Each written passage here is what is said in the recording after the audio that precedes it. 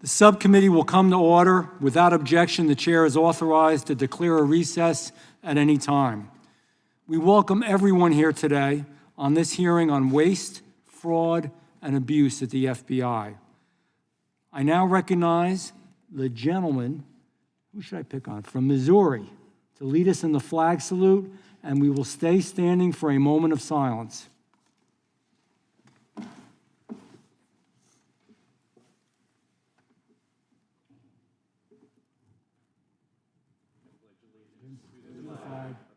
United States of America, and to the republic for which it stands, one nation, under God, indivisible, with liberty and justice for all.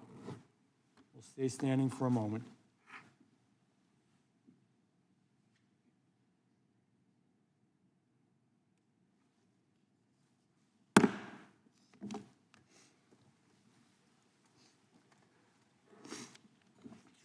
I will now recognize myself for an opening statement. First of all, I want to welcome everyone to the second hearing of the Subcommittee on Oversight. Today, we are continuing the important work we began in our first hearing, exposing the weaponization and politicizing of federal law enforcement agency against the American public. This time, we'll be focusing squarely on the Federal Bureau of Investigation under the Biden administration. A bureau bloated by bureaucracy, a bureau that burned through billions, not millions, but billions of dollars in taxpayers' dollars to chase political enemies, a bureau that silenced dissent and trampled on our constitutional rights. All while real threats to our safety were ignored. This wasn't just a leadership failure, it was a betrayal of the American people and of the American trust. This hearing is more than oversight. This is about restoring trust. This is about standing up for every American who believes that government should protect them, not target them. Let me be clear. The FBI should be a shield for the American people. Instead, under the Biden-Harris administration, it became a sword to use against them. Let's start with parents who spoke up for their kids, parents who voiced concerns about radical school agendas. What did they get in return? A surveillance file, a federal investigation for just trying to be a good parent. That's not law enforcement. In my book, and in most Americans' books, that's intimidation. Let's talk about people of faith. The Biden FBI branded certain Catholic Americans as, quote, radical traditionalists and potential domestic terrorists. They even discussed infiltrating churches by having parishioners spy on their own people, by their own fellow parishioners. And it wasn't just Catholic churches. In 2021, the FBI raided a Hindu temple in the state of New Jersey. Using overwhelming force, agents stormed sacred grounds. And listen to this. They held guns to the faces of the holy men. They disrupted religious life, all based on loose, untrue allegations, which are now, thankfully, unraveling in court. Our sacred places, our churches, our synagogues, our temples, our mosques, they should be sanctuaries, not scenes of government surveillance. Let's talk about free speech. The FBI knew Hunter Biden's laptop was real. They knew it. They colluded with big tech to frame it as Russian disinformation. They tried to bury the story from the American people. That wasn't law enforcement. That was raw political election interference. And all of this, the worst part of all, it wasn't free. It came with a price tag. In fiscal year 2024, and listen to this, the FBI spent over $6 billion, not million, billion dollars on intelligence, counterintelligence, and counterterrorism, all on American soil, more than half of its entire budget. But instead of using those billions to fight violent crime or keep our communities safe, the money was funneled into politically driven investigations and abuses of power. The waste did not stop there. $220,000 paid to Igor Danchenko, a key source behind the discredited Steele dossier, plus another $300,000 to that planned before the FBI can finally close him as a source. Up to $1 million offered to Christopher Steele to try and corroborate, which he couldn't do, his own baseless claims. $200 million more secured for a new FBI headquarters, a reward in Greenbelt, Maryland, despite widespread public distrust and concern and strong opposition from the Judiciary Committee. And that is only scratching the surface. The FBI couldn't give us enough real numbers, and we're going to continue to pursue that and just find out how much this really cost us. For 4 long years under the Biden administration, Americans had to suffer through this. Groceries got more expensive, rent kept rising, families struggled to make ends meet, some working 2 or even 3 jobs just to stay afloat. And while they were scraping by, Americans working hard, trying to survive, the federal government was using their hard-earned tax dollars not to help them, not to protect them, not to make things better, but to surveil them and fund political hit jobs. People, and I'll use the vernacular, they're pissed off. They're tired. They're tired of it, and they have every right to be. They want the FBI focused on real threats, the southern border, cyber attacks, violent crimes in our neighborhoods and our cities, foreign adversaries that are hacking our elections. Not on chasing down somebody you don't agree with, not on chasing down a political opponent. All of this pointed to a clear conclusion. The Biden FBI picks and chooses its priorities based on politics, not on public safety. And ladies and gentlemen, that is wrong. And if it weren't enough, whistleblowers tell us about a corrupt bonus structure, just to make it even worse.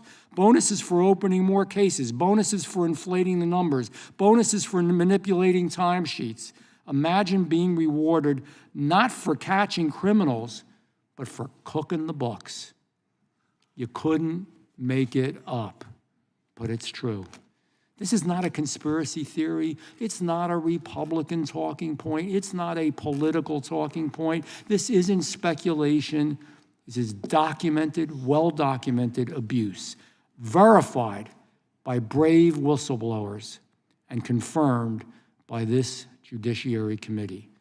Some may say, and good question, well, what are you doing about it? I'm going to tell you.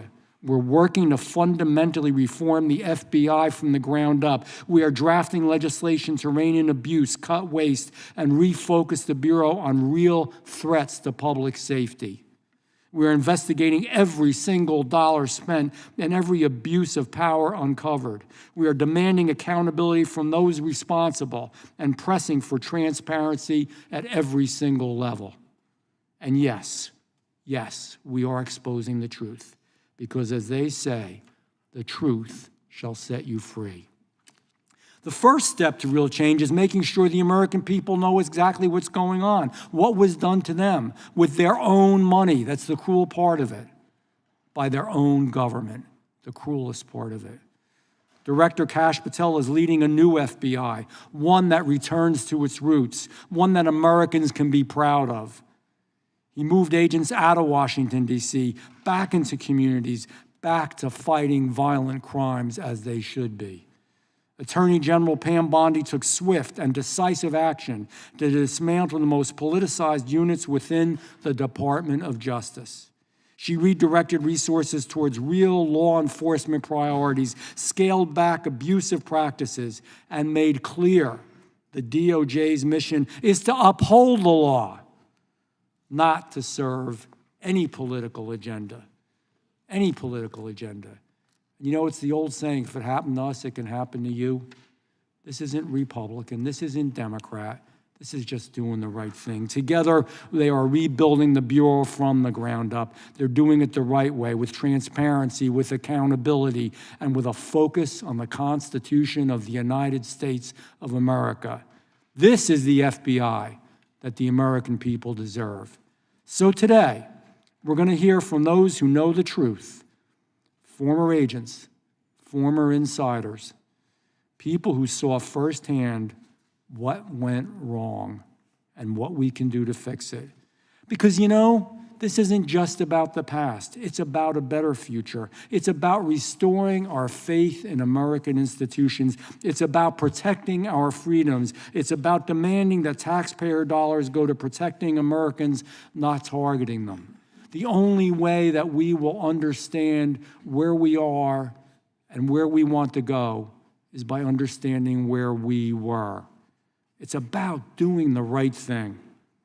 I thank you, and I look forward to this testimony. I now will recognize the ranking member, Ms. Crockett, for an opening statement. Thank you, Mr. Chairman, and as I'm sure you can assume, we see this a little bit differently. Here we go again, talking about Biden, and more Biden. Today is nothing more than a dog and pony show for Republicans to avoid facing the American people for their trash policies that are killing the economy and our democracy. Despite Republicans' claim of backing the blue and being the party of law and order, we're here today because Republicans are willing to throw our country's top law enforcement agents under the bus to appease Trump and execute his political vengeance. Now, I know remembering things is hard for some of my colleagues on the other side of the aisle, like remembering not to add reporters into a signal chat discussing military war plans. But let me remind my colleagues that it was Trump who decided to store national secrets and classified documents next to his oversized bathtub and toilet at Mar-a-Lago. It was Trump who took the documents out of the boxes and shared them with his guests. It was Trump who told his staff to move the boxes when the FBI was coming. And it was Trump who appointed Director Christopher Wray as head of the FBI, the same director that allowed the investigation to move forward. As much as Trump and Republicans hate to accept it, we are still a country with laws. And when you break them, there are consequences. Now, make no mistake, we should all be concerned about the FBI. But my concerns as ranking member of this subcommittee, as a member of Congress, and as an attorney, as well as a citizen, are based on things called facts. And when I say facts, I mean clear, indisputable facts, not those alternative facts my Republican colleagues continue pushing onto the American people. So let's talk about facts. Fact. Even prior to being confirmed by the Senate, Kash Patel was directing officials within the FBI to fire members within the Bureau simply because they worked on the lawful investigations into Trump. Fact, Patel failed to disclose his previous work and financial ties with the country of Qatar, a country that, had you read the Mazars report, released last year by the House Oversight Committee, you would know paid close to $500,000 to Trump while he was president of the United States. Unsurprisingly, the FBI's Foreign Influence Task Force was recently disbanded, and the DOJ also cut back on its Foreign Agents Registration Act enforcement. Our enemies are jumping up and down now that we're doing their work for them. Another fact, Patel has never even been an FBI agent and is now leading the Bureau. Even one of today's Republican witnesses organizations, the Bureau, has advocated having an FBI agent lead the Bureau. But rather than confirm a director with credible, dedicated experience, the Republicans confirmed a political loyalist with no Quantico or FBI training. Talk about DEI. Didn't earn it higher. Another fact, Patel, who rails against telework, what he calls lazy agents, was working part-time in and out of Las Vegas, commuting back and forth between there and DC, while also living in the home of a GOP mega donor. Think about that for a second.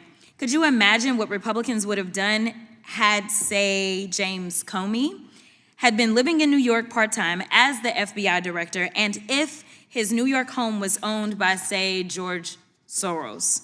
Speaker Johnson would have forced a floor vote on articles of impeachment within days of this news coming out. But nevertheless, my Republican colleagues are willing to sacrifice safety for stupidity as long as it's loyal. Another fact, Patel and Trump-backed FBI leadership have redirected FBI agents who are working on investigations involving violent crimes against children and child exploitation and transferred them to work on anti-Tesla attacks and redacting Jeffrey Epstein files. Talk about FBI waste and abuse.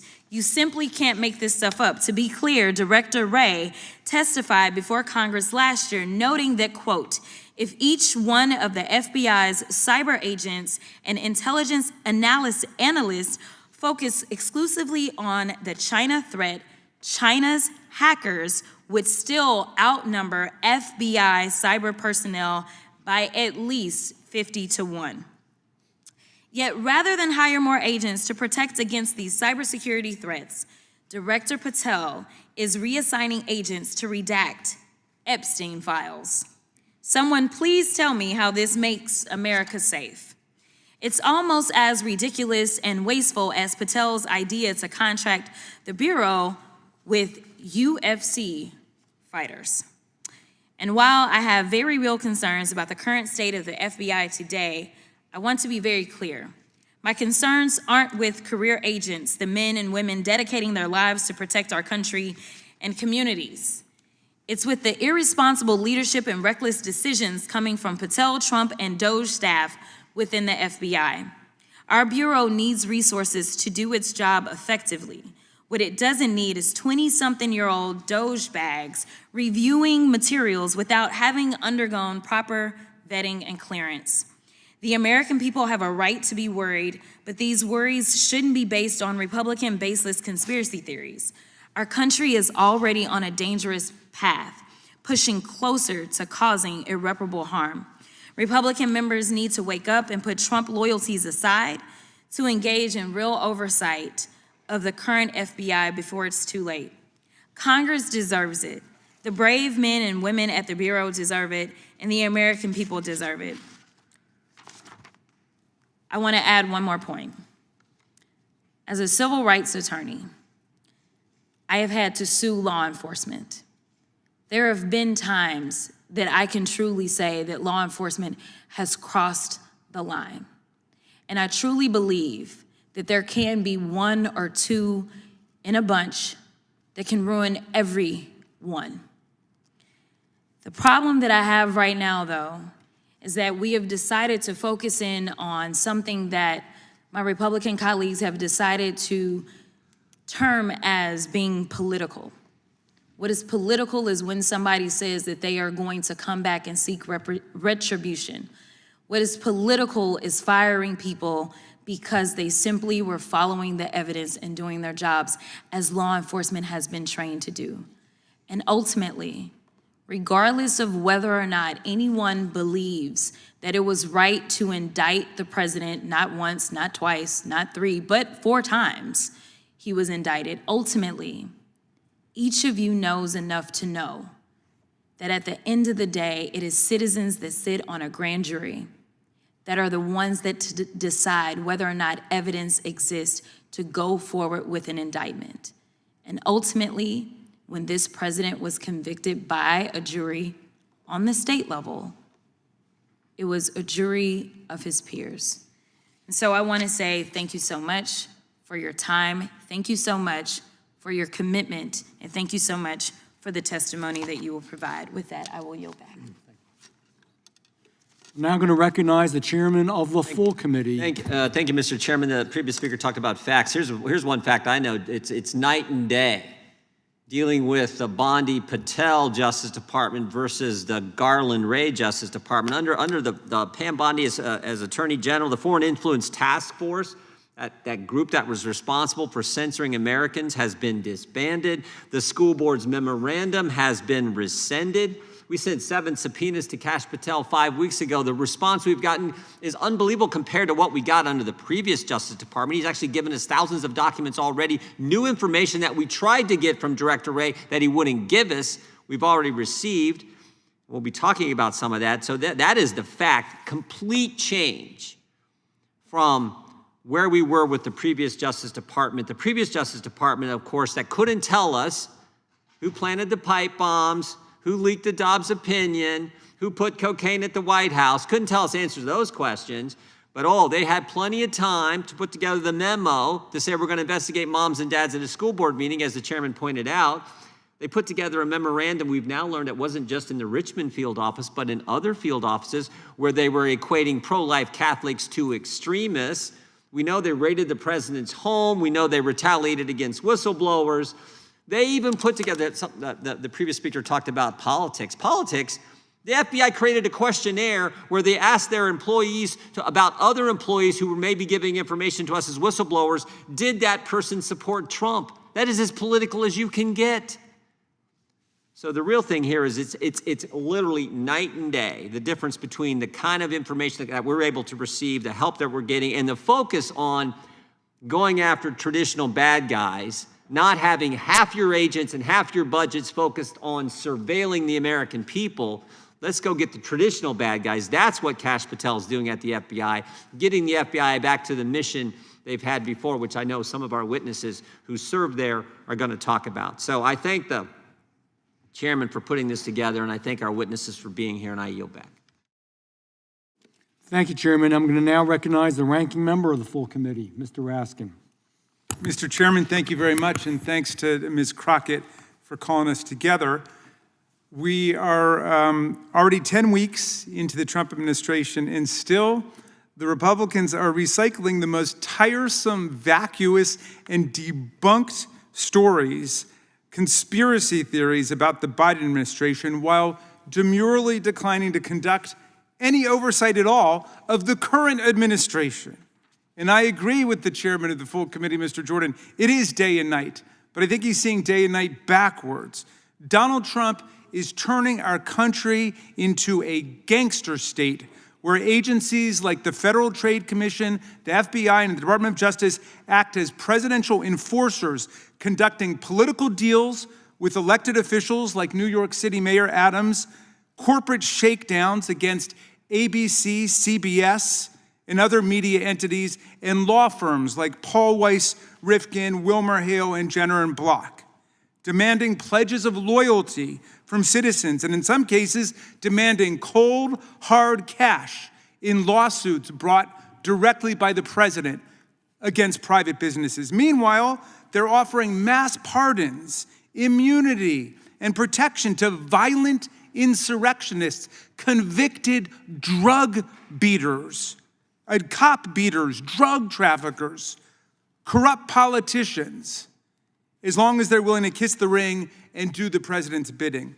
Let's look at how this administration is treating the honest men and women of the FBI. In his first days in office, Trump targeted thousands of FBI agents simply for doing their jobs after the mob violence of January 6, 2021, and holding the cop beaters and insurrectionist rioters accountable. FBI agents had to sue to stop this purge and block them from publicly releasing their names to the violent militias like Oath Keepers and Proud Boys, whom President Trump had already given pardons to. And those pardons, by the way, this Department of Justice are extending to other crimes these people have committed, including cocaine trafficking and gun charges. This administration isn't opposing corruption. It's opening the door wide open to corruption every single day for his friends. Donald Trump ordered the FBI to stop conducting background investigations of top White House officials. Why? He disbanded the FBI's Foreign Influence Task Force, charged with identifying and combating malign foreign influence operations targeting the United States. Why? He suspended enforcement of the Foreign Corrupt Practices Act and reduced enforcement of the Foreign Agents Registration Act just 2 days after it was reported that Director Kash Patel had engaged in lucrative consulting work for Qatar and for a Vladimir Putin-connected foreign arms conglomerate. The current FBI leadership is diverting the FBI's resources away from public safety and national security and towards mega conspiracy fixations and obsessions. According to press reports, hundreds of agents ordinarily assigned to defending the national security of the United States have been pulled into a mind-boggling effort where they were pulling all-nighters and working around the clock to review the Epstein files after Attorney General Bondi botched the first attempt at what she said was going to be a complete release of the Epstein files. So it's important to consider what the FBI is not investigating in the frenzy of all these Back to the Future wild goose chases. They're not investigating Signalgate, the extraordinary decision by a group of America's highest national security officials, including one who was in Moscow at the Kremlin at the time, to compromise the safety of our service members and intelligence officers by using Signal, a non-secure commercial application to reveal specific confidential and classified details about an impending military airstrike, complete with timestamps for when F-18 aircraft would launch and arrive at their targets and when Tomahawk missiles would be fired at buildings controlled by Houthi members. What are DOJ and FBI doing to investigate this stunning, dangerous episode of incompetence or recklessness, at the very least, that undoubtedly violates all kinds of federal, criminal, and civil laws? Nothing. In fact, when asked about the Signal chat, Attorney General Bondi changed the subject to Hillary Clinton and Joe Biden. Sound familiar? That's what we're doing today. Just a week after the story broke about this tremendous security breach, she said, case closed. No further investigation, no lessons learned, no hearings. That's the end. Can you imagine what they would be doing if that had happened under President Biden? If his top national security team had been talking about a military strike on Signal, there would be 8 special committees and subcommittees investigation, and they'd all be demanding impeachment, the way they're demanding impeachment of judges who blow the whistle on the illegalities of this administration. Well, what else is the FBI not investigating? Elon Musk, his startling ties to the Communist Party of China, the CCP. Musk is bulldozing our federal government while accessing the people's most sensitive databases. And he's traveled to China multiple times in the last several years and met with the highest level Communist Party officials. He's continued to open factories in China where he does half of his business, even as he works as a, quote, special government employee to dismantle and destroy our federal government. Can you imagine if President Biden had done that, what our colleagues would be saying? Well, look, in this new state that we're in, the FBI is not here to enforce the law. It exists to allow the president to shake down businesses and individuals, offering them protection and immunity if they comply and persecution if they don't. The administration installed as the head of the FBI Kash Patel, known for being the man who will do anything for Trump. They also installed as deputy director Dan Bongino, a far-right podcaster and conspiracy theorist who boasted in 2018 that his entire life right now is about owning the libs. His appointment was a particular betrayal of Patel's promise that he would appoint a deputy director who would be an on-board active special agent, as has been the case for 117 years. Already stories of intimidation and pressure in this DOJ and this FBI are trickling out. 7 veteran prosecutors were forced to resign rather than take part in a corrupt bargain to dismiss charges that were brought by a grand jury in New York against the mayor of New York, Eric Adams. The U.S. Attorney for the Southern District, Daniel Sassoon, who clerked on the Supreme Court for Justice Scalia and was active in the Federalist Society, resigned, saying nothing had changed in the facts of the case, nothing had changed in the law of the case, nothing had changed in the evidence. It was simply this political deal that Donald Trump had cooked up with the mayor of New York, who traveled down to Mar-a-Lago. The longtime criminal chief in the D.C. U.S. Attorney's Office was forced to resign rather than open the current bogus investigation into Biden-era clean energy projects. So what we see at the Trump FBI and DOJ is part of a broad pattern. They're targeting lawyers who took up causes or clients that Donald Trump doesn't like, and they've issued illegal executive orders intended as threats against them. The president and his friends are threatening federal judges that ruled against them to halt their blatantly illegal executive actions, calling for impeachment of the judges. And there have been threats against their families made online. The president and his friends are threatening journalists and deporting legal immigrants for exercising their First Amendment rights, sending a clear message to anyone thinking of speaking up against the administration. The FBI's leadership are threatening to take the FBI down a very dangerous path today, one that's entirely incompatible with the values of the men and women of the FBI and the best traditions of the agency. Once again, with today's hearing, my colleagues are turning a blind eye to what's going on right now, choosing instead to regurgitate and recycle debunked and discredited lies about the Biden administration and somebody having an investigation into parents and school board that's been debunked a million times. That was an investigation into people making violent death threats against school board members. Nobody was ever arrested. Nobody was ever charged with anything. And yet they've been dining out on that. I think it's for 5 years now, talking about something that led nowhere, and there was nothing wrong with it in the first place. So the men and women of the FBI deserve to know that Congress is watching, and we've got your back. We're not going to stand idly by while this administration tries to turn the FBI into an arm of a pay-to-play gangster state. Thank you, Mr. Chairman. I yield back. Thank you. Real quick, the gentleman said that these aren't facts, they're debunked theories. They are facts, and we have it on video. We have the Attorney General apologizing for what happened and what they did. We have the director of the FBI finally having to apologize for what they did. We have Mark Zuckerberg apologizing for what was done, and that's only scratching the surface. I can't go into all of it. I will now, without objection, all the other opening statements will be included in the record, and I'm going to talk about the smart people that we have here to testify. Mr. Stuart Whitson. Mr. Whitson is the Senior Director of the Federal Affairs at the Foundation for Government Accountability. Prior to joining the FGA, he served with the FBI, including as Supervisory Special Agent in the Directorate of Intelligence. Mr. Richard Stout. Mr. Stout is the Director of Reform, the Bureau, an organization comprised of former FBI special agents that advocate for returning the Bureau to its core mission. He served with the FBI for more than 2 decades, working on cases involving drug trafficking, terrorism, financial crimes, and other matters. Ms. Nicole Parker. Ms. Parker is a former FBI special agent, having spent more than 10 years with the Bureau.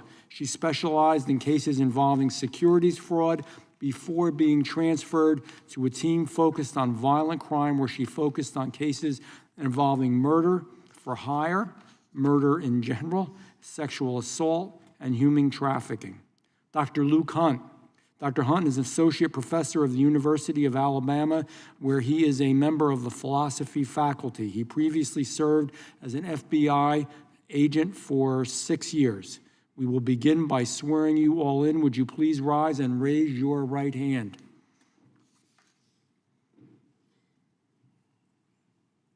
Do you swear or affirm under the penalty of perjury that the testimony you are about to give is true and correct to the best of your knowledge, information, and belief? So help you God. Let the record reflect that the witnesses have answered in the affirmative. Please be seated. Please know that your written testimony will be entered into the record in its entirety. Accordingly, we ask that you summarize your testimony in 5 minutes. Mr. Whitson, you may begin. Chairman Van Drew, Ranking Member Crockett, Chairman Jordan, Ranking Member Raskin, and members of the subcommittee, thank you for the opportunity to testify today. Elections have consequences. And in just 4 years, the Biden administration managed to politicize and weaponize the FBI in ways never seen, whether targeting then-candidate Trump, parents at school board meetings, or Catholics doing nothing more than practicing their faith. The Biden administration hijacked the FBI to promote the left's political objectives. But it gets worse. While the full investigative resources of the FBI focused on the January 6 protesters and other perceived political enemies, the Biden administration manufactured the worst border crisis in our nation's history, allowing criminals, terrorists, and drugs to flood into our country at unimaginable levels. The result was predictable: an explosion of human trafficking, violent crime, and drug-related deaths. And with more than 2 million known gotaways on Biden's watch, the threat of a terrorist attack on the homeland is greater than it's ever been. But there's another big problem. Not only did the Biden administration's actions undermine public safety, but they also caused a majority of Americans to lose trust in the FBI. And this loss of trust is a crisis, not only for the FBI, but for the country. But there's good news.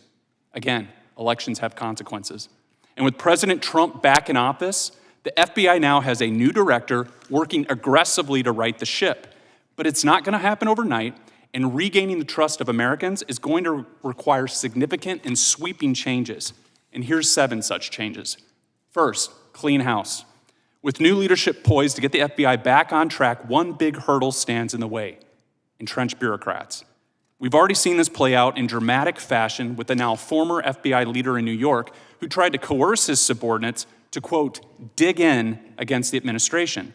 This was a clear act of insubordination that deeply embarrassed the FBI and only further undermined public trust.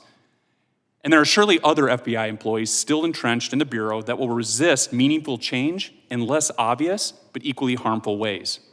Look, it's simple. While the vast majority of FBI employees are incredible, hardworking people who will faithfully execute their duties, the few who undermine the new leadership cannot be allowed to do so. And those who have engaged in past behavior warranting dismissal or who refuse to come to work when ordered to do so must be fired, period. Number 2, drain the swamp.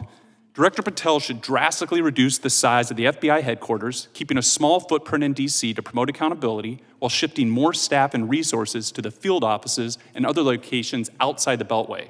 Relocating the FBI outside of DC would save money and reduce political influence by allowing the FGI to hire professional staff from outside the DC bubble.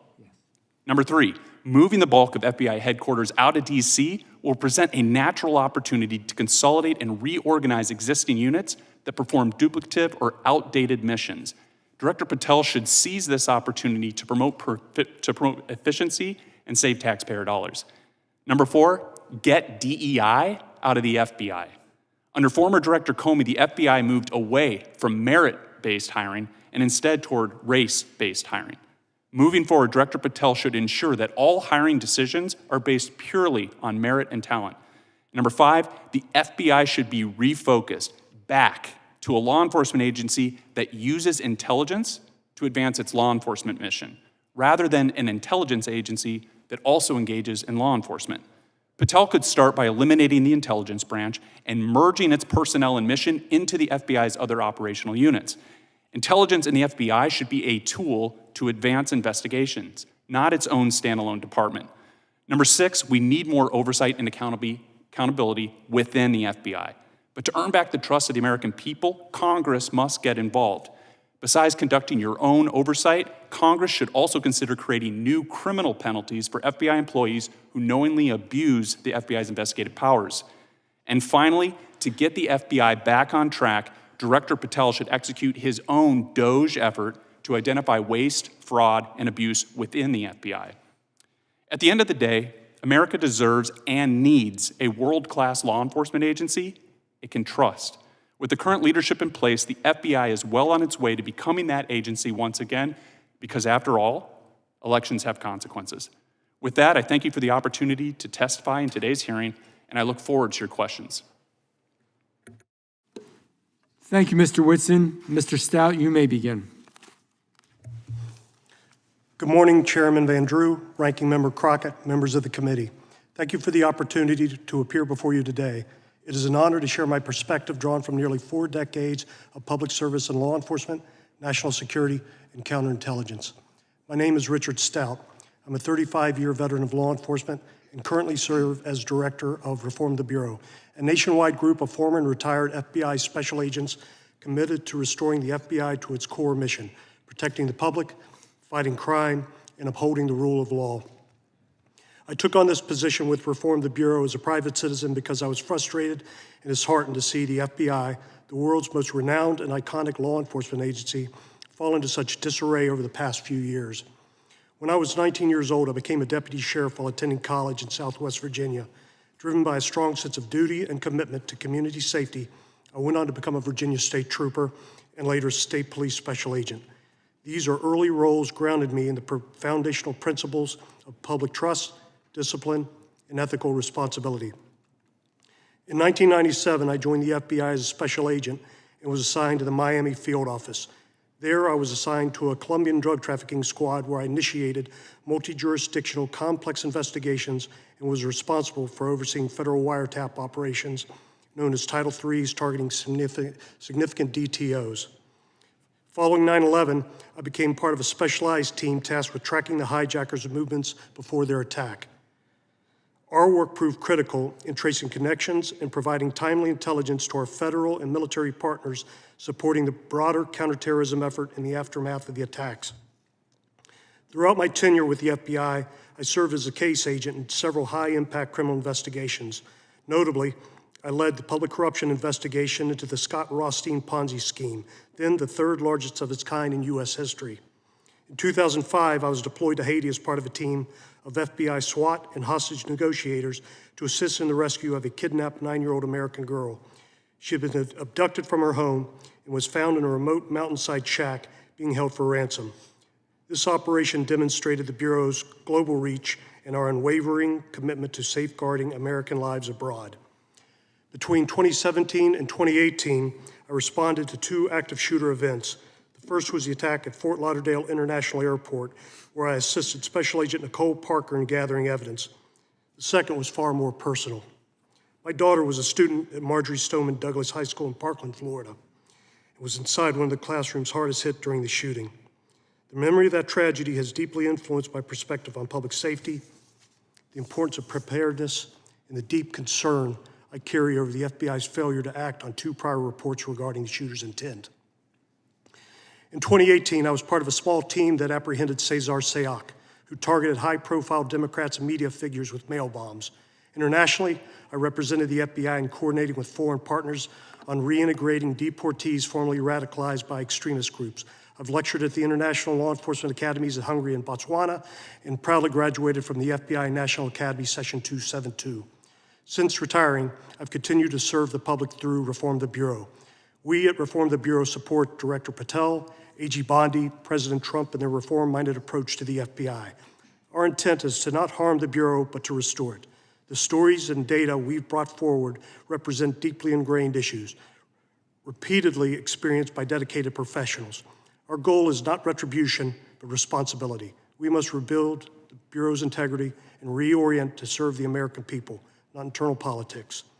One of the areas we've been most focused on is Bureau decentralization, getting more resources and agents out of Washington and back into the field. The Director has been vocal in his support for this approach. We applaud his efforts. Another area is proper resource allocation. We at Reform the Bureau believe the criminal investigations have been deprioritized over the past few years in favor of those more political in nature.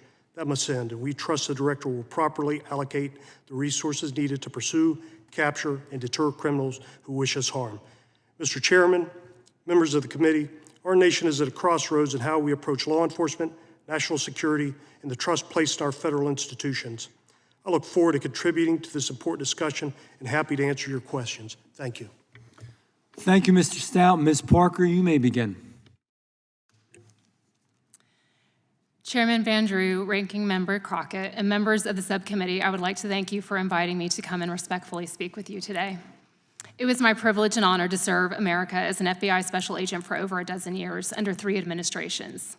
While extremely demanding, my pursuit of justice for all never once gave me reason for pause until I witnessed social, cultural, and political agendas enter the FBI mission to the point it impacted our ability to effectively do the job the public and our responsibilities demand.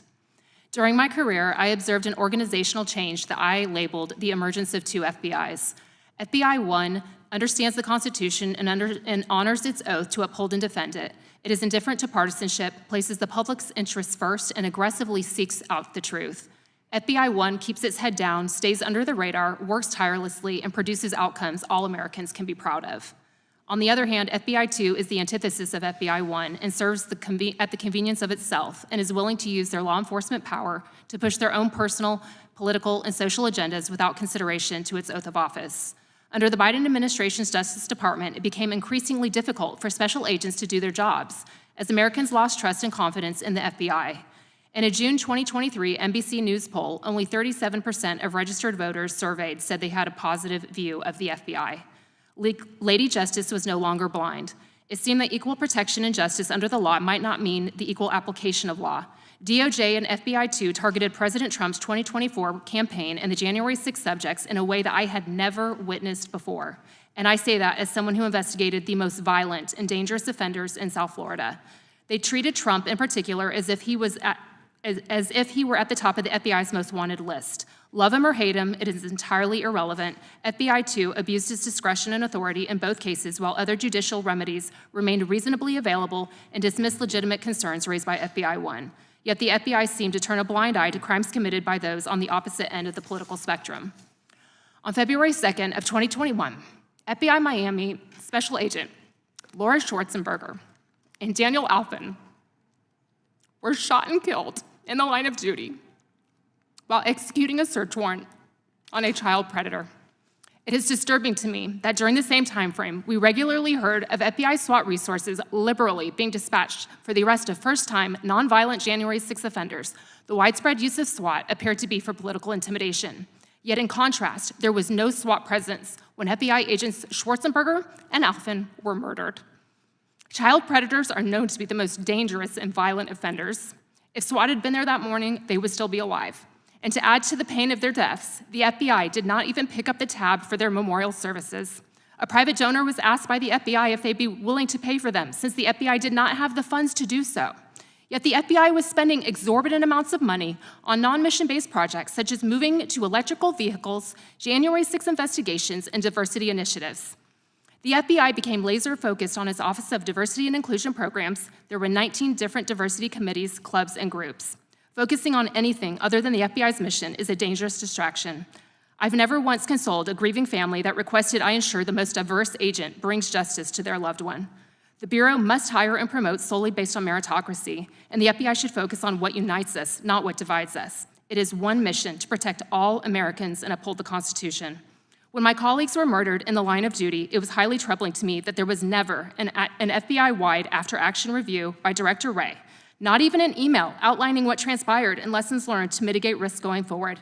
Yet during the same time frame, FBI 2 flooded my email inbox with diversity promotions, celebrations, cultural committee activities, climate change messaging, and several requests to go to Washington, D.C. for temporary duty assignments for January 6 investigations. Unconscionable. I left the FBI close to 2 years after their deaths, and still, radio silence from leadership regarding what transpired that horrific morning. Further, the DOJ changed its deadly force policy in July of 2022 for the first time in 18 years on the heels of the 2 FBI agents being murdered in the line of duty. Tone deaf. When agents should have been given more support and protection by the policy, many interpreted it that we were given less protection and more legal scrutiny with an additional de-escalation section. This can be fatal when decision-making is measured in fractions of a second, action versus reaction, and many believe the changes were a result of social justice pandering. The list of issues and concerns myself and others had with the FBI was growing long. No one felt that their voices mattered or that any changes were possible, as Director Wray and AG Garland believed that all was well, while many at the FBI were deeply troubled by what was transpiring. After much prayer and reflection, it was time for me to walk away. It is remarkable that several fugitives from the FBI's most wanted list have already been taken into custody since President Trump took office January 20th.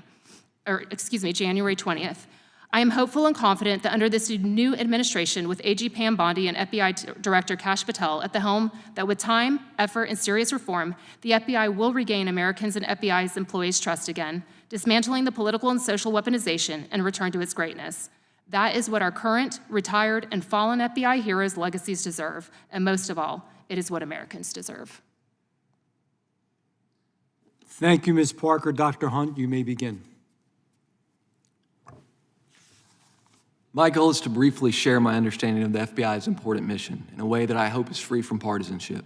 I had the good fortune of serving my country as an FBI agent in a variety of settings, in a small office where I worked whatever criminal case that walked through the door, from bank robberies to crimes against children, at Washington field office on violations of the Foreign Corrupt Practices Act, and finally at FBI headquarters where I focused on national security policy.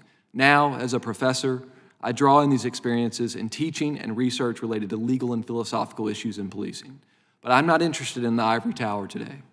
One of the academic questions in my work is directly related to this committee's work. Is the FBI a liberal or illiberal institution? By liberal, I'm not referring to politics or whether you're a liberal or conservative member of Congress. I instead mean the philosophical tradition with which I assume everyone in this room agrees. The philosophical tradition going back to John Locke, on which this country was founded. At its core, the political morality of liberalism tells us that all persons are free and equal and should be governed by the state in accordance with the rule of law. What is the alternative? Illiberal regimes governed not by the rule of law, but by arbitrary power and the official whim of state agents who are above the law. The FBI can and should be an agency that promotes the rule of law. However, I want to raise 3 concerns about the current state of affairs that could lead to the erosion of the rule of law. First, lack of predication. Predication is the basis of an investigation, the information or allegation that justifies a case. While most FBI investigations require predication, so-called assessments do not. In other words, the FBI has the discretion to investigate almost anything without any factual basis to do so. Investigation without predication is contrary to the rule of law because it may be based not on fact, but whim or arbitrary discretion. It is thus crucial for Bureau leadership to avoid any appearance of impropriety and partisanship in both actions and rhetoric. The second worry I raise is the selective enforcement of corruption. Corruption includes the use of entrusted authority for unethical benefits. This is, of course, an issue in politics, but corruption also arises in social and economic domains such as business. It should go without saying that corruption is contrary to the rule of law. It undermines institutional reputation, circumvents fair processes of economic development, and denigrates democracy and justice. Recent developments suggest that the decision to investigate corruption may be based in part on political and business expedience. Prominent cases of political corruption have been dropped suddenly for reasons unrelated to the legal merits of the case. Investigation of corruption under the Foreign Corrupt Practices Act has been paused. The FBI's Foreign Influence Task Force, DOJ's kleptocracy team have been disbanded. A lack of transparency into this sort of selective enforcement of corruption could politicize the FBI, undermining the rule of law. Predication suggests a righteous investigation, regardless of whether the target is a regular citizen or a powerful politician or corporation. If we don't want to slide towards illiberalism, then no one should be above the law. Finally, I raise a concern about the selective enforcement of national security threats. We are all familiar with the horrific pattern of political and ideological mass killings in recent years. The 2015 killing of 9 black people in a Charleston church by a white supremacist hoping to spark a race war. The 2018 killing of 11 in the Pittsburgh Jewish community. The 2019 killing of 23 people in El Paso, motivated by claims of a Hispanic invasion. The 2022 killing of 10 black people in Buffalo based on a manifesto on racial purity. We should add the assassination attempt of President Trump, a very heinous act that occurred in 2024. Now listen, I have no personal information about the FBI's plan to stop politically motivated violence. On one hand, I've read reports that the disgusting vandalism and arson directed at Tesla will be prioritized as domestic terrorism. On the other hand, I've read reports that the FBI's new reorganization will move resources away from the investigation and analysis of other domestic terrorism threats. My only point is that we should not prioritize domestic terrorism investigation based on whether they're motivated by the left or the right. Investigations should be based on predication and follow the evidence, wherever it leads. That is the rule of law. Thank you very much. Thank you, Dr. Hunt. Thank you all for being here. We appreciate your time, which is a precious resource in itself. I'm now going to recognize the gentleman from Alabama for 5 minutes. Thank you, Mr. Chairman. I certainly appreciate all the witnesses being here today. First, let's make it clear, we're not here to harm the FBI in any kind of way, but I think restoring credibility in the justice system within America is very, very important.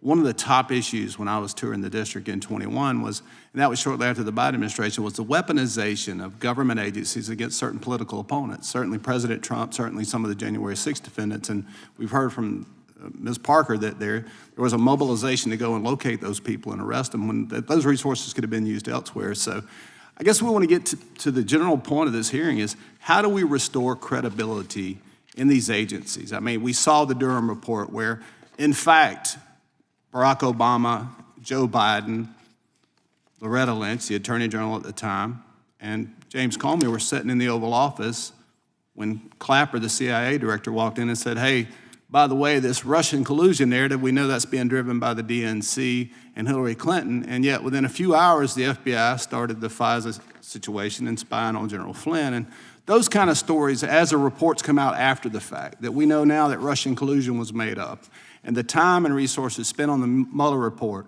and even the people in leadership in the Democratic Party driving those narratives were very dangerous for this country. And so as the American people look back and go, wow, this system does seem to be weaponized against political opponents, and that's certainly a concern. So, Mr. Whitson, I'll start with you. What steps do you think the FBI should take today to reform the agency and regain trust of the American people? What would be one of the couple of steps you think we need to look into? Thank you for that question. I think first and foremost, the most important thing to understand is that Director Patel has two missions here. One, he has to fix the FBI, and the other, as you're alluding to, is he has to restore trust. And so to fix the FBI, you have to do a bunch of things, make sweeping changes, but to restore trust, you have to do even more. You have to go beyond actually what is necessary to fix the FBI, because that's not going to be enough to get the rest of the American population back on board. And so how does he do it? It's one word: transparency. I was going to ask you, where does transparency come in, and how much transparency do we need at this point? We need as much as we can get. And you heard Chairman Jordan mentioning that. You're already seeing that out of Director Patel. So it's very simple. Congress has an important oversight role. When Congress asks for documents that the law requires the FBI to provide to Congress, then the FBI needs to do that. And I think Director Patel has already shown that he gets that and that he's delivering. Are there any other mistakes that you think Director Wray made as opposed that Director Patel needs to avoid? I mean, it'd be that right there. So I think Director Wray had a tendency to shield information, to drag out responses. I think towards the end of his tenure, he kind of became a little smug and kind of put out to be here to be asked questions. And I think that's the entirely wrong approach. The FBI director or whoever's designees that he sends here needs to be highly responsive to you, because you have a job to do, and they need to provide you all of the information that the law requires them to provide you right away, no delay. And I think initially, Mr. Whitson, that transparency may be a little painful for the FBI, but I think in the long term, that's what it's going to take to restore the credibility of that agency. Mr. Stout, what do you believe the role of the FBI is? Very simply, I think we need to eliminate the bloat. There's too many senior executive service members in roles with limited utility. They need to eliminate or demote non-essential roles and align headquarters with more field-based leadership models. So the more emphasis we put in the field will be will have a greater output, greater response to crime and anything that involves the American citizens. Do you believe it's possible for the FBI to return to those roots? Yes, sir, absolutely. Men and women of the FBI are some of the best people that I've ever worked with. They're honest people, they have families. They can transition well, and with enthusiasm. Gotcha. Ms. Parker, you said in your previous testimony, over a course of the 12-plus years of service, the FBI's trajectory kind of transformed. What do you mean by that? I joined the FBI. I was a witness to the 9/11 terrorist attacks in New York City when that occurred, and I went on to join the FBI because I wanted to give back to our country. I wanted to serve America, and when I joined the FBI, that's really what we were doing. There was very little talk about politics. You just went in, you did your job. I was originally focusing on white-collar crime. I then transferred over to violent crime. But as I mentioned, there really did become two FBIs, and the weaponization and the politicization started seeping into the agency, and it was a common topic of discussion, and you were bombarded with requests to work certain investigations, and it just became overwhelming. It was only one side of the political spectrum that was ever being held accountable. And so FBI agents were thinking, why are we doing this? Lady Justice is supposed to be blind. Lady Justice is no longer blind. And for me, I just started seeing over and over examples of politicization. And that's not what I signed up for. You know, when I witnessed the 9/11 terrorist attacks and I wanted to serve, that's not what I signed up for. I wanted to stop violent criminals and terrorists. Thank you. With that, Mr. Chairman, I'm out of time. I'll yield back. Thank the gentleman, and now I'm going to recognize the gentleman from Georgia. Thank you, Mr. Chairman, and thank you, Ranking Member. Mr. Parker, Ms. Parker, after serving your country as a special agent for the FBI, you landed in a soft, cushy position as a paid contributor at none other than Fox News. Isn't that correct? Actually, that was not correct. When I initially left the FBI, You're not a contributor? I am at this point, but when I Okay, left and the you are FBI, I was not initially a paid contributor for But Fox. you are a paid contributor now, Today I am, but Yeah. when I left the FBI, I was not. and you get paid to create content at Fox News, isn't that correct? I get paid to speak the truth. So you create content at Fox News, don't you? Giving your view on things? What I do- That's content creation, isn't it? What I do is I speak the facts and I speak the So- truth and you based get on my paid to do that. experience at the FBI. And you get paid to do that. I get paid to speak facts and I get And are you paid on to the speak clock? the truth. Are you on the clock right now? Am I on the clock right now? Yeah. No. You're not getting paid right now for being a lobbyist No, sir. I'm not getting or paid for to any be a other lobbyist. purpose? Excuse me? You're not getting paid as you sit here right now to be here? I am not getting paid to be here. No, I Okay, am not, all right, sir. fair enough. Mr. Whitson, you also served as an FBI agent before falling into a very lucrative position as the legal director at the Foundation for Government Accountability, correct? That was my former position, yes. And well, what is your current position now? So I currently serve as the Senior Director of Federal Affairs. And it's a pretty lucrative upgrade from where you first started.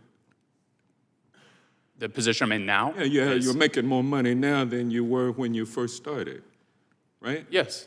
And would it surprise you to know that your funding between 2013 and 2022, 6 conservative foundations tied to billionaire donors sunk $44 million into your organization, correct?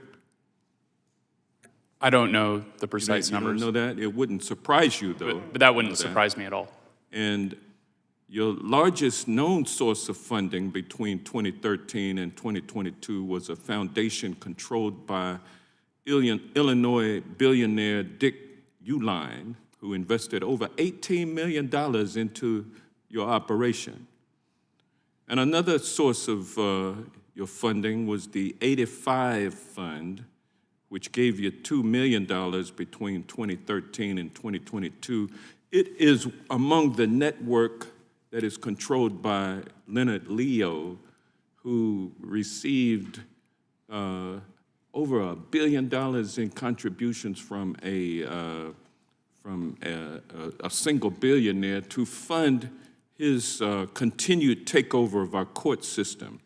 And so you get paid to promote an agenda which includes rolling back child labor laws and stripping child workplace protections. Isn't that correct? No, that's not correct. And your organization has also worked to stop Medicaid expansion and to slash food stamps, correct? What do you mean by slash food stamps? Well, that means cut food stamps, cut the money. And y'all have been advocating for that. And you also were among the organizations that wrote the notorious Project 2025, which is the radical right-wing agenda, the blueprint that President Trump is implementing along with co-president Musk, correct?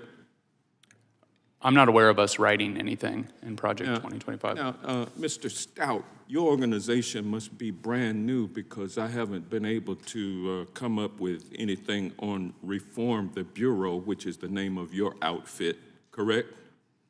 Yes, sir, that's correct. You just started it? I started in December. And have you been successful at recruiting any billionaire donors for your efforts? No, sir, I haven't. It's a grassroots level. So if I had more time, I would ask Dr. Hunt a question because he's the only non-paid individual up here not promoting a right-wing agenda, but I've run out of time. So, gosh, I yield back. I thank the gentleman, and I will now recognize, just a word before that, probably most of the people who appear before us have to make a living somehow. That's okay. We all get paid salaries or whatever. Not unusual, not scary. With that being said, I will recognize the gentleman from Missouri for 5 minutes. Thank you, Mr. Chairman, and thank you for the witnesses for coming here to testify today. Ms. Parker, thank you for your testimony. In your testimony, you relate the misuse by the FBI of SWAT resources, and you give the example of a nonviolent first-time January 6th offenders, one SWAT team spending overnight in a hotel 4.5 hours away to arrest grandparents in their late 70s. Sound like some dangerous hombres to me. On September 23rd, 2022, we're all familiar with the case of a pro-life activist and homeschool father of 7, Mark Houck's. No criminal record. He was arrested in a SWAT raid, guns drawn in front of his family. Then there's 73-year-old pro-life activist Chester Gallagher, who was arrested for nonviolent violation of the FACE Act. And then there was pro-life activist Paul Vaughn, arrested in an early morning raid by the FBI, guns drawn in front of his 7 children. Sound like some really dangerous offenders to me. But pro-lifers aren't the only ones who have been targeted by the Biden FBI. Vanessa Sivage, a nurse at Texas Children's Hospital, read the story of whistleblower Ethan Heim, who we're familiar with, who exposed gender transition procedures being done at Texas Children's Hospital, despite the hospital having proclaimed that they were no longer doing those procedures because the Attorney General of Texas was investigating that clinic for child abuse. Vanessa stepped forward and basically confirmed Dr. Heim's story. She was then visited 2 months later by the FBI. And then, of course, the anti-Catholic memorandum that we're familiar with. I have that here in my hand right now. Just some simple questions. First of all, this is labeled as a domain perspective. Ms. Parker, what is a domain perspective? That's a document that, from my understanding, was distributed within the FBI as intelligence. Someone formulated that document, and it was published internally, and it had a stamp of intelligence on it that was signed off by multiple individuals within the Richmond field office. And part of that memorandum, first page, says, quote, FBI Richmond makes this assessment with high confidence based on FBI investigations, local law enforcement agency reporting, and liaison reporting with various degrees of corroboration and access. What does the term, high confidence mean to you, Ms. Parker? When I hear high confidence, I want to believe that it's trustworthy, that I can count on that is factual, that is truth. And my understanding of that memorandum is that they use sources that would not typically be used to gather intelligence. And what was happening at the FBI quite frequently and was disturbing to many is that there were individuals taking their personal views, packaging it up, and creating a document and then stamping intelligence on it and distributing as if it was truth, as if it was almost the Bible. And that is an example of, abuse of your law enforcement power. You're allowed to have your own personal and political opinions, but when you go to work, you've got to leave those at the front door, and you have to exercise in an unbiased and fair manner and be truthful. And when you're getting an intelligence document, you want to hope that it is factually correct and it is true.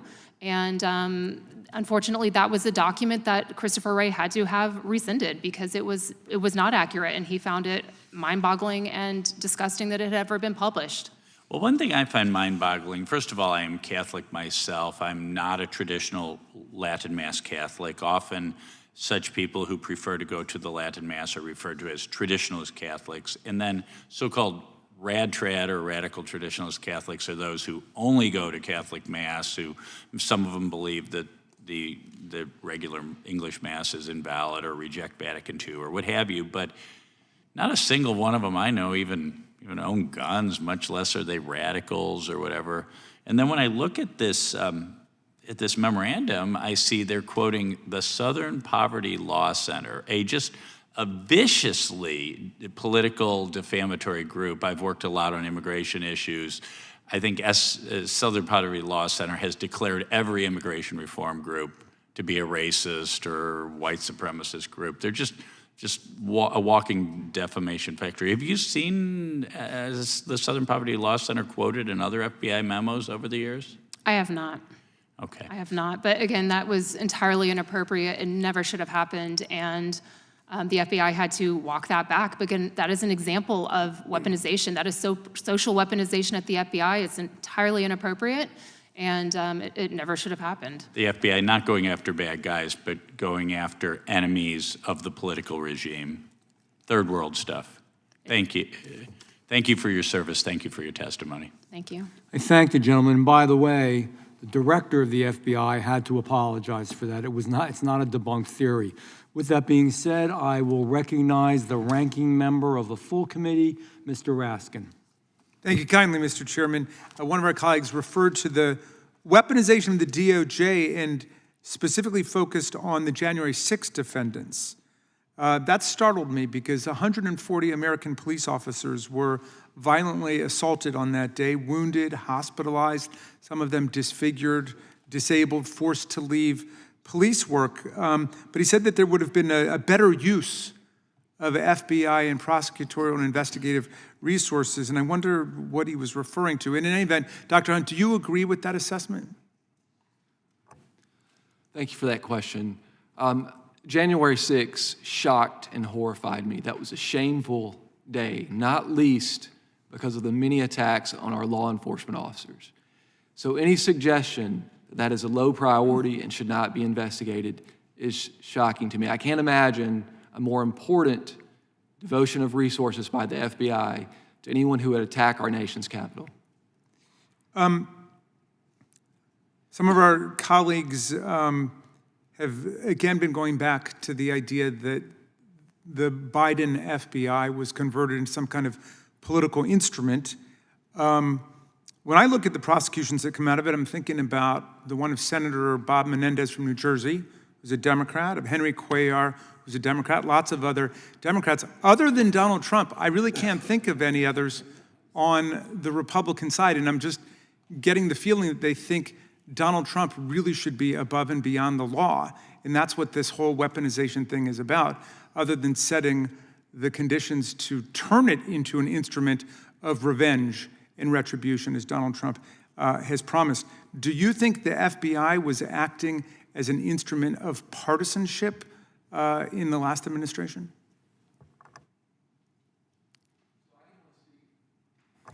I can only speak from my personal experience, and I can say this.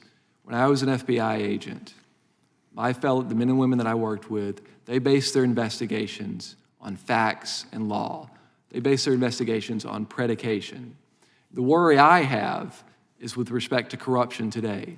When there's selective enforcement, and just as a regular American citizen, I'm not an insider now, when I see a high-level politician and charges are dropped and there's no reason, I, as an American citizen, don't understand why that's the case. You're referring to Mayor Adams. That's correct. But there was a reason, which was he agreed to play on Donald Trump's political team, and the very Republican, conservative U.S. attorney for the Southern District said nothing had changed in terms of the facts of the case, nothing had changed in terms of the law, nothing changed in terms of the evidence. All that had changed was that he'd made this political alignment with Donald Trump. She resigned rather than participate in that corrupt bargain, as did her deputy, who said it would take a fool or a coward to accept that deal. He also clerked for a conservative Supreme Court justice and was active in the Federalist Society. And 5 other lawyers dropped out rather than do it until finally they had to force somebody to do it from D.C. who said he'd be willing to do it because he was about to leave his job. You say let's base it on the facts. And I'm really curious about this Signal group chat thing because the country's in an uproar about the fact that the most precious national security information was shared on a Signal group chat where a journalist was actually invited in accidentally by somebody to participate. And some of my colleagues seem to say, well, it was a one-shot deal, let's just let it go, and it's no big deal. The FBI director's already said, no, nothing to see there. If this were a standard practice, just yes or no, do you think it would be a problem? That would be a problem, yes. Ms. Parker, do you agree it would be a problem if it were a standard practice?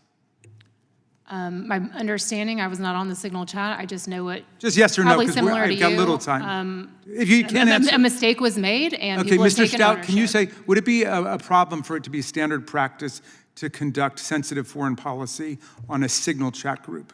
Yes, I would. Okay, and Mr. Whitson, do you agree? Yes. Okay. Well, it just came out like 10 minutes ago. Waltz's team set up at least 20 signal group chats for crises across the world. So it was, as one might expect, a very standard practice with Mr. Waltz, and I'm sure this will raise the question of whether or not he really should continue in that position. But do you think that the FBI should investigate what the national security implications and what the public safety implications are of his having done that, Dr. Hunt? So this comes back to the rule of law. As an FBI agent, there were strict rules about sensitive material. We had to be in a skiff. We had to take the utmost caution. So to treat other people that are more powerful differently definitely suggests to me a deviation from the rule of law. All right, thank you, and I yield back to you, Mr. Chair. Thank the gentleman. You know, there's a difference between a mistake and purposeful, perpetrated policies Chair. are wrong. Just point out, okay. I beat you to it. I recognize the chairman of the whole committee. Thank you, Mr. Chairman. Mr. Whitson, before you got what Mr. Johnson described as high-paying job as Senior Director of Federal Affairs Foundation for Government Accountability, you worked in the FBI, is that right? Yes. 10 years in the FBI? Yes. And prior to that, you were in the United States Army? Yes, sir. 300 combat missions in Iraq, is that right? Yes, sir. And your time at the FBI, you were special agent in the Directorate, supervisory special agent in the Directorate of Intelligence. Is that accurate? Yes, Chairman. In your testimony, and I just want to get you familiar with this subject matter, in your testimony you said one of the ways we can eliminate waste, fraud, and abuse is including the overspending on confidential human sources. You said Yes. that in your testimony, right? Yes, Chairman. Are you familiar with the Inspector General's report about the confidential human sources who were there on January 6, 2021 here at the Capitol? Have you read the report? I haven't read that closely. Well, let me tell you a few things that they say in there, and I want to ask you a few questions. He said there were 26 confidential human sources there at the Capitol that day. Does that surprise you? No. Doesn't surprise you. Okay. He said 17 of those 26 confidential human sources entered restricted space they weren't allowed to go into. Does that surprise you? No. Doesn't surprise you. They did things they weren't allowed to do. Well, I'd need more details Okay. about, so were they doing it on their own? Were they told to do it? Were they, that kind of thing? We want to know the answers to those questions too. Yes, sir. 4 of them went inside the Capitol, and 2 of the 4 who went inside the Capitol were specifically asked by the FBI to be there that day for this. Does that surprise you? Not necessarily, Not necessarily. but I need to know more facts. I And guess. does it surprise you that any of them, none of these individuals, to our knowledge, were charged with anything? No, I mean, if they were tasked to be there. Okay. I would need more information. Okay, well, I'm in sorry. your testimony, you talked about overspending on confidential human sources. Do you believe, is it likely these 26 were being paid by the FBI at the time they were doing this? I think that's, if they're a confidential human source that's actually on the books, then it's highly likely that they were paid. Highly likely they're being paid. If they were even tasked to do Even that. if they weren't specifically asked to be there that day? You think there's likely they were paid? So if they weren't asked to be there, I think usually they're giving us like a lump payment Okay. periodically, so it wouldn't be for a specific tasking necessarily. It'd be hard to answer that. Are you familiar with what was released here earlier this week, the text communications between FBI agents regarding October 14th, 2020 New York Post story on the Hunter Biden laptop? Have you had a chance to review those? I haven't seen those text messages. Well, let me just read a couple to you here. It says, nobody on the call is authorized to comment on the New York Post story. Twitter is treating this as disinformation. I just want to read something that took place earlier that day. The way this day worked is the story came out. That day, Elvis Chan, a guy with the FBI, is meeting with the tech company, something he did on a regular basis in the run-up to the 2020 presidential election. At that meeting, someone asked, hey, there's this New York Post story. Is the laptop real? And we know this took place because we deposed Mr. Brady Olson, and he gave us this information. And he said, when that question was asked, the response was, yes, the laptop is real. Then we get these text messages, which we didn't have before, we just got them this week, these text messages which relate what happens after that. So the FBI has confirmed to Twitter at a FITF meeting on October 14th that the laptop is real. And then we have these text messages back and forth where they says no one is authorized to comment further. Twitter is treating this as disinformation. You find that troubling that the FBI knew something was real, confirmed it at a meeting, then changed their story and went to no comment, no further comment, and allowed the tech companies to run with the idea that this story was disinformation? Yeah, I do think that's problematic, and I do think the relationships that they tried to build with members of the FBI with these other organizations were problematic. Yeah, and the ranking member said, oh, the Republicans want to say the FBI was political, and what really wasn't the case. If this is not political, I do not know what is, because this was the whole basis for the 51 former intel officials doing their letter. And the FBI knew. Now we have written evidence they knew, coupled with the deposition we took before where they admitted this. And then later in the day when they're meeting with other tech companies, they go with no comment. And they even admit here Twitter is running with the disinformation story. Even before the 51 intel officials come out with their letter, which is baloney, they're running with that. And the FBI was part of fostering and promoting that story. It's unacceptable. Totally unacceptable. And it shows how one bad apple, and there were probably others, but you can see how much of a problem that is. And that one bad apple behaves that way, the entire Bureau's reputation is impacted. Yeah. Trust is lost across the country. And so that's why it's so important to find folks like that, going back to the entrenched bureaucrats. You have to find them and remove them, because that's all it takes is one bad apple. I think that was point one in your testimony, which is exactly what Ms. Bondi and Mr. Patel are doing, is getting rid of those individuals who foster this kind of political environment where you're going after your political foes, where you're telling things, saying things, allowing things to be believed that aren't accurate when you knew the truth all along. That's right. True. I yield back. Thank the chairman. I now recognize the ranking member of the subcommittee, Jasmine Crockett. Thank you so much, Mr. Chairman. And I first just want to begin with a news alert. Guess what? Joe Biden is not the president anymore. So maybe we can move on. Maybe we can move into the present, because it seems like we are living in the past. And listen, these are not the good old days, you know, like you used to sit around and your grandparents would talk to you about what used to happen. What we need to be talking about is how we are going to legislate, because I think that some of my colleagues have confused what our jobs are. And I get that we're sitting in judiciary. And so it may seem as if we are here to be litigators, but we are here to be legislators, which means that we are supposed to be writing laws, not trying to have our own trials and determine whether or not something is true or not, or whatever the case is, or who should be sued, who shouldn't be sued. All I know is that a great American hero, a good senator out of New Jersey, said something to the effect yesterday as he was shattering the record for holding the floor, a record that had been held by another racist in this country. As he shattered that, he said something about the fact that this should not be about left versus right. It should be about right versus wrong. And I am going to tell you that I want us to focus on right versus wrong. The reason that we are struggling right now in this country as it relates to people not trusting agencies, honestly, a lot of it is because of elected leaders. Let me tell you, one of the things that the chairman and I actually agree upon, we don't agree on a lot, is that we both know that there has been a sharp incline as it relates to threats upon our lives.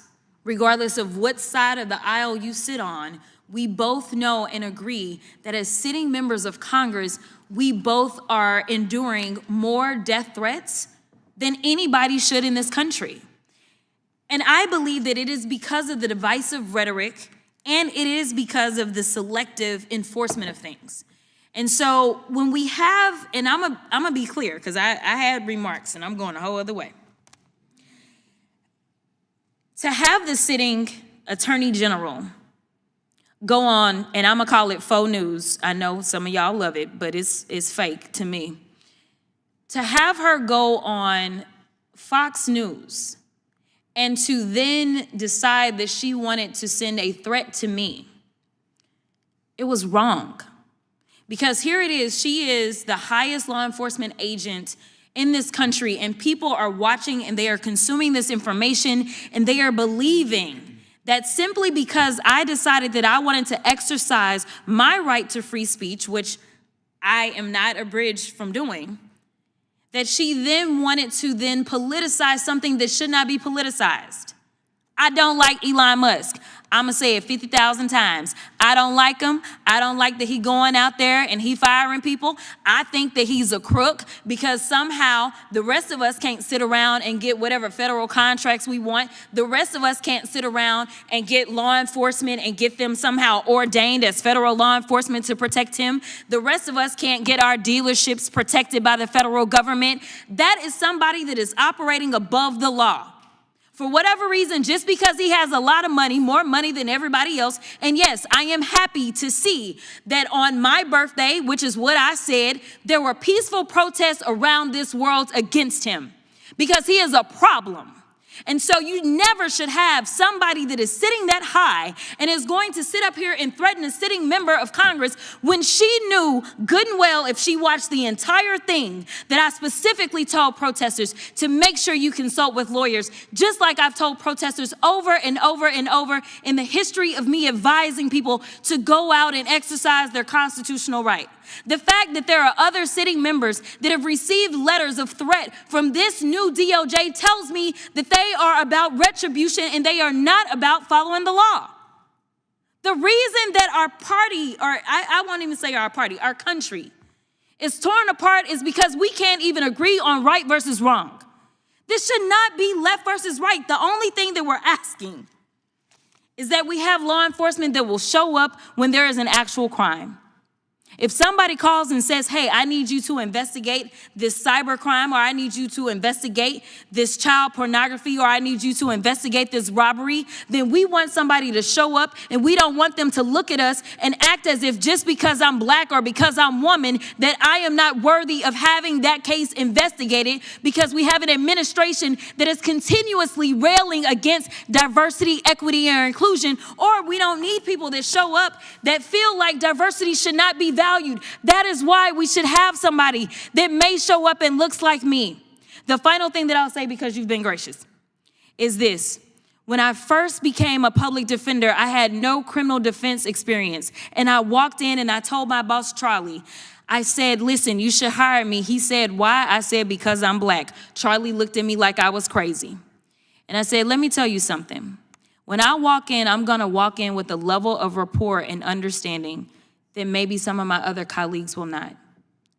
Charlie offered me my job, and I worked my butt off, and I worked really, really hard for all of my clients, not just those that look like me, and that is what it looks like to serve. Thank you. Thank the gentlelady, and I recognize the gentleman for Kansas for 5 minutes. Thank you, Mr. Chairman. I appreciate it. I do want to give the witnesses a heads up. I do intend to ask them questions over the course of this 5 minutes. I spent a dozen years as the chief law enforcement official of my state. I've never claimed to be a cop, not a certified officer, but I had the privilege of serving as our state attorney general. I've had a lot of conversations with law enforcement officers all over the state of Kansas, local cops, elected local officers and sheriffs, cops that worked directly for me under our supervision, cops that worked in local agencies, and all sorts of federal law enforcement officers, as well as federal prosecutors who operated in our jurisdiction. I will tell you, in the course of those 12 years, I never saw an FBI agent perform less than honorably, not once. And I never recall a single time in those rooms. Now, if I'd go down the street to the political party meetings, I'd hear conversations like we heard some today, and we've heard a lot over the last 4 years. I'd hear all that all the time. If I turned on the television, I'd see it all the time. I never heard it among cops working a case. I heard folks who knew each other and liked each other and cooperated with each other, who said, how are we gonna get that child molester off the streets? How are we gonna solve this murder? How are we gonna deal with that case of elder abuse? How are we gonna deal with that crime that's in front of us? That's the FBI I know, and it's the law enforcement world that I know. And I would just ask, Mr. Whitson, you're first up here, is that consistent or inconsistent with the law enforcement community you operated in? It's absolutely consistent. I'd say I had partners that I worked with for years on cases, and if you asked me what political party those people were in, I couldn't tell you. And they couldn't tell you the same for me when I was in the FBI. So that is the real FBI. When you go out to the field offices and you get away from headquarters, that's the real FBI, the real work. That's what they're like. And Mr. Stout, you were a local or state officer or both before being federal. How about you? Is what I just described consistent or inconsistent with your experience? Yes, sir, it is consistent, and I would tack on to that something earlier that Ms. Crockett said that I'm interested in about galvanizing this country. What will bring us all together? You know, something do it briefly. you mentioned, there's a special place in hell for pedophiles and child pornographers, and we have systems in place at the FBI, but we can make those systems a little bit better, a little bit tighter. I'm prepared to talk about it later today if you wish. That sounds very good. Let me tell you a brief story, and then I have some follow-on questions. So during the course of the time I was serving in that role, we had a terrible case. It was a racist, bigoted individual from a neighboring state who crossed the line into our state with the intent of killing a group of folks because of their faith. He went to a religious institution. He shot the place up. He killed, as I recall, 3 people. He was immediately apprehended. He has since died in prison. But there was, at the moment that happened, there was a motivated federal and state through the local authorities response. A lot of folks on the scene, everybody trying to figure out how do we secure this thing, how do we fix it. And then there was a professional discussion, who's gonna go first in the prosecution, because you had a state murder and you had federal hate crimes, as well as some other federal crimes perhaps.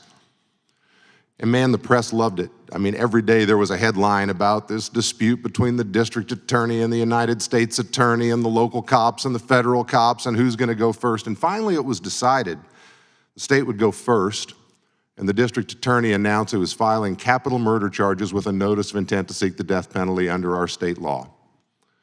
And in the same article where the local press reported that, they then in the next paragraph said, and next, there'll be a decision on a federal prosecution where the penalties may be stiffer. Think about that.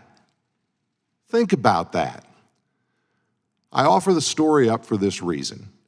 I think there may be a perception outside the cops on the beat, federal and state, who do this work in our communities every single day, that what we talk about up here is reality and that somehow the federal law enforcement officers are superior to their state counterparts. I don't think that's true. I don't think it's close to true. And I don't think what we're hearing today and heard the last 4 years reflects what really happens with the vast, vast majority of the federal and state cops on the beat. And I guess I would just ask this. Mr. Whitson, you suggested we ought to move the FBI out of Washington, D.C., and the current director has already made some moves to that effect. Talk to me in my remaining time about how you think that might affect our ability to get this narrative back on track so it's the cops on the beat keeping our communities safe that drives it instead of all this political circus in this town that drives it. Well, briefly, just right now, almost a third of all FBI employees are stationed in the DC area. The crime that's taking place across America is not all happening in the DC area. It's happening everywhere in pockets all over the country, Kansas, every member's district. And so moving the FBI out of DC and back into the field office is gonna help that. But it's also cheaper.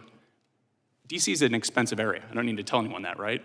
Moving the headquarters to a lower cost area is not only cheaper for the federal government and the American taxpayer, but it's also cheaper for the workers. For the federal employees that have to commute every day to the office, if it's in a place that's a better quality of living, an easier commute, that's better.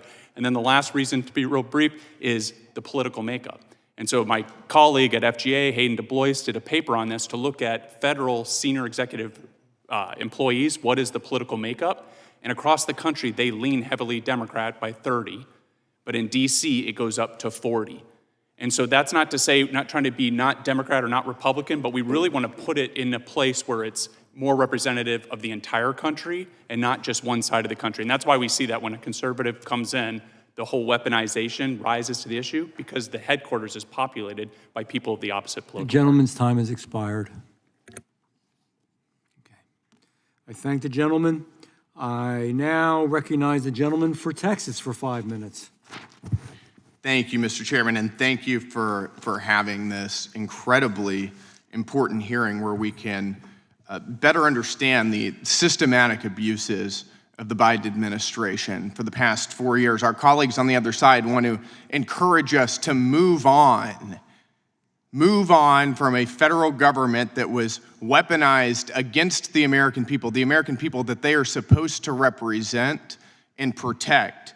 Move on after our FBI was targeting parents who were concerned that their children were being indoctrinated into radical transgender ideologies in their public schools. Move on after the left weaponize the federal government to create a mass censorship industrial complex violating our First Amendment rights.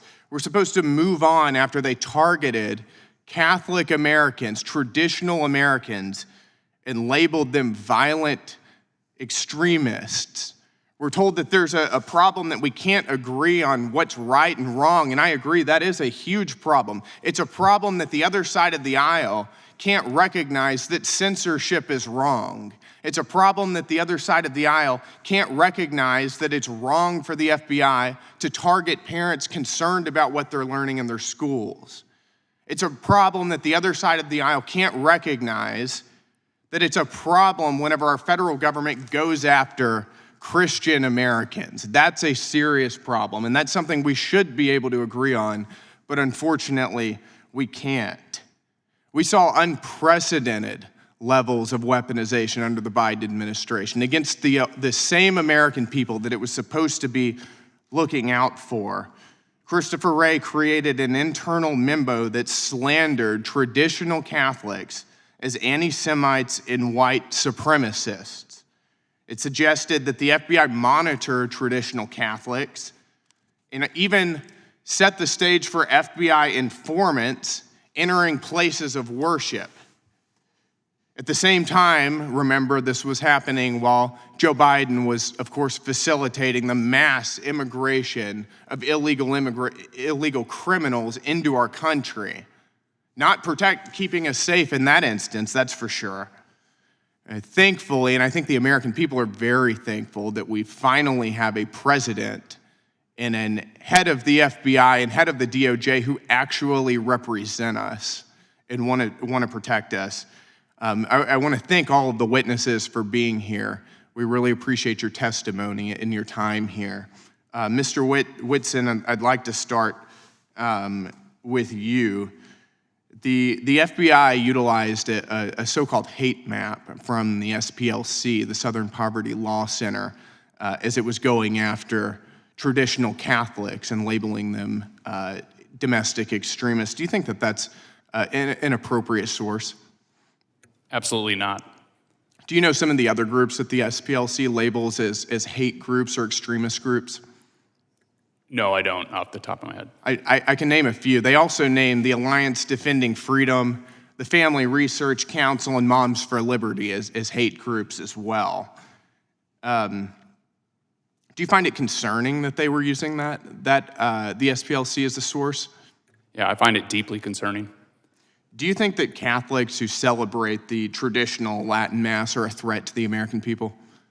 I don't, because I'm one that does that on occasion. Can you recall, before Joe Biden was in office, any time whenever the FBI specifically targeted a group of Americans solely because of their religious faith? No. Do you think there's any evidence to suggest that harassing Catholic Americans keeps Americans safe? Not at all.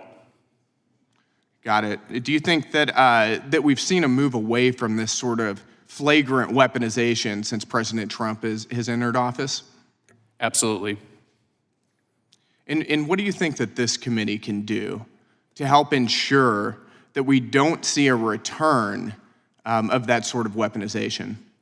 Well, I think number one, it's accountability, right? That's not going to surprise you. I'm from the Foundation for Government Accountability. And so it's not enough to identify a problem and then just move on. You've got to hold people accountable. And it's going back to the earlier point. If you want to re-earn the trust of Americans in the FBI, they have to see people held accountable. But then at the same time, you need to refocus and look at what are the problems we have right now, and that's the wide open border, that's the violent crime, and so you need to press the FBI to make sure they're pushing resources where they should. Thank you, Mr. Chairman. Thank the gentleman. I'll yield 5 minutes to myself. I'm going to ask you all a question. What would you do if you were sitting where we sit? What legislation, in other words, every administration can come and go. The goal here is someday be sure that at the Attorney General's office, the FBI, that we do not have to worry about this anymore, the Department of Justice. Is there any legislation, I'll start with Mr. Whitson, but I'll go all the way down to Dr. Hunt, any legislation you would suggest specifically to help, or just to help in general, if you, again, were a legislator, if you were a member of Congress?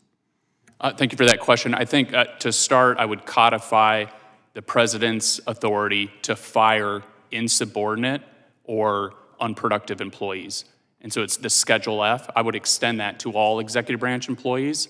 I don't think it would have the kind of effect that some on the left have claimed. I think it would just give whoever the executive is, whether that's a Democrat or Republican, the ability to remove people that are, again, unproductive or insubordinate.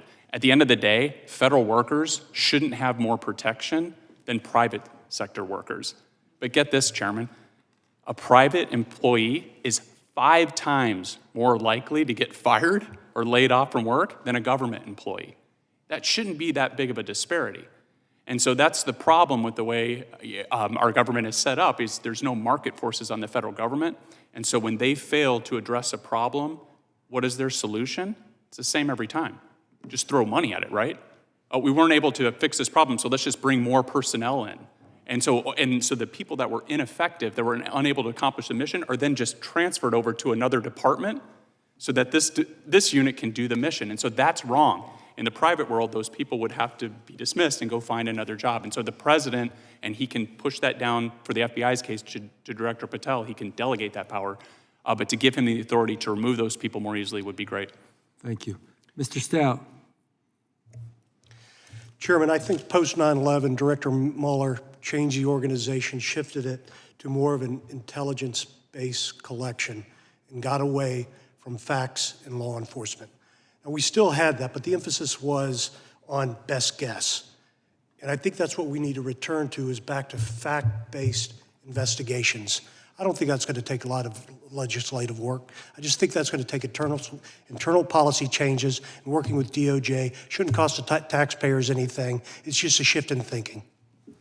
I thank you, and I think you're correct. I don't think that's necessarily a legislative change, but just a change in direction and thought, whoever's in control. Ms. Parker. Thank you. First of all, just real quick, I wanted to speak to Ranking Member Crockett. I have an appreciation for what you're saying between right and wrong. I myself received a message on X this morning wishing that I was inside of a Tesla that would explode, and so I understand what it feels like to receive a threat. It's entirely inappropriate and unacceptable, and I should not be the target of violence. And so I just wanted to tell you that is wrong, and that should be, someone needs to be held accountable for that. I will say likewise. Thank you. That is wrong. That is wrong. And, you know, just to chime in for a second, unfortunately, I'm getting used to it. You know, it's a sad commentary, but I think we all are, you know, and that is one thing that I believe there could be bipartisan agreement to just cut that out. And it's our responsibility to try not to promote it, all of us in whatever position we have, and to make sure that we protect those that are in harm's way. So I thank you for that remark as well. Legislation. So an answer legislatively, I mean, getting back to what the FBI's core mission is, and I'm not sure how you're going to legislate this, but the bottom line is there has to be transparency, there has to be accountability, and there has to be consequences. And again, it's not about what side of the political spectrum you stand on. It should be completely irrelevant. Again, when you walk into the door as an FBI agent, it shouldn't matter if you voted for this person or that person. You put your political persuasions and opinions to the side, and you do the right thing for the right reasons. And I am a very big proponent, obviously, of stopping violent crime, stopping human trafficking, and keeping all Americans safe. Do you think there should be, for those that misuse their power in the FBI, or in general, Department of Justice, attorney, should there be enhanced penalties or penalties? Absolutely. If you're abusing your law enforcement power to push your political and social agendas and doing the wrong thing for the wrong reasons, you must be held accountable. Thank you. Again, I agree with Whitson. In the private sector, I came from a hedge fund and worked on Wall Street before this. That would not be tolerated. If you're not doing your job and you're not contributing to the mission, it is not okay to be a federal employee and just come and collect a paycheck when you're actually not contributing to the mission. And unfortunately, I saw that quite frequently at the FBI. I would say a small percentage of the agents are doing a lot of the work. Thank you. Dr. Hunt. I have a very concrete suggestion. I would request that Director Patel, Deputy Director Bongino, put into policy that no investigation can be opened without predication. That's currently not what policy is, and I think that should also be, as far as I can tell, legislated. Moreover, the second point I would request was that all FBI agents serve the Constitution, not any political agenda. But the concrete one is that assessments, investigations are based only on predication. I thank you for that. I want to thank everybody for being here today. Like I said, time is treasure. It's a big deal. We appreciate all of you. It concludes today's hearing. Without objection, all members will have... Oh, sorry, I have a UC. Okay. Sorry about that. I'd like unanimous consent to enter into the record an article titled "No Bias Found in FBI without Report objection. on Catholic Extremists." Thank you. All members will have 5 legislative days to submit additional written questions for the witnesses or additional materials for the record. Without objection, the hearing is adjourned.